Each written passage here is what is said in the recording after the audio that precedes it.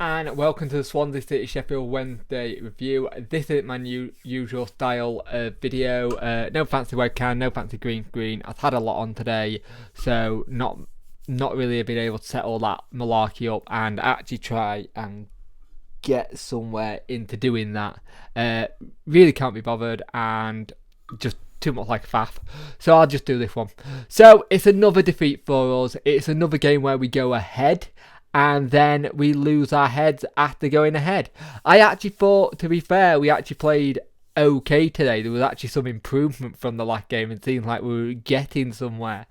But once again, it is mindless, stupid defending that keeps getting us complacent. And that's that word, complacency.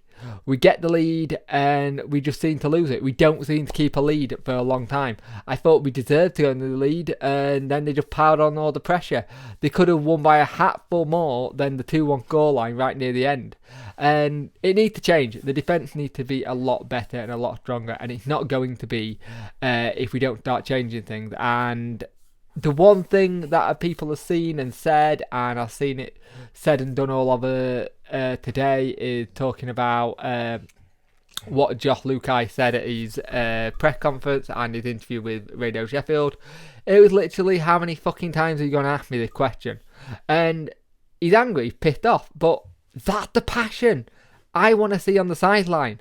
I want to see that kind of anger at the players. I want to see that. I want to see him being like, what are you doing? Instead of just sat in the dugout.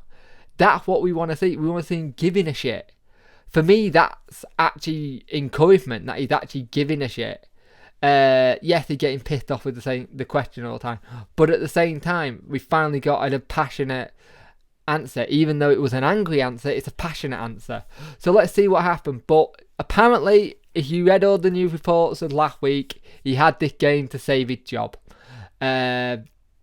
They asked him what was going to be happening. He said he doesn't know and just said bye.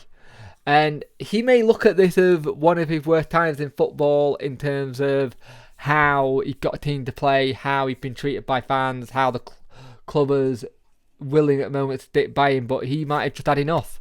And it's one of those things at the minute where you don't know what's going to happen. In terms of the game, it's another loss. It's another loss which is hard to take.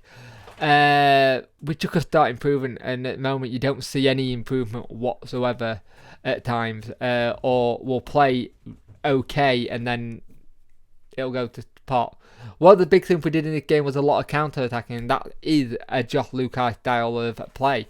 But we had hardly any of the ball, not many shots on target as per usual, and it's likely going to be an issue if this keeps happening, if he's not gone soon.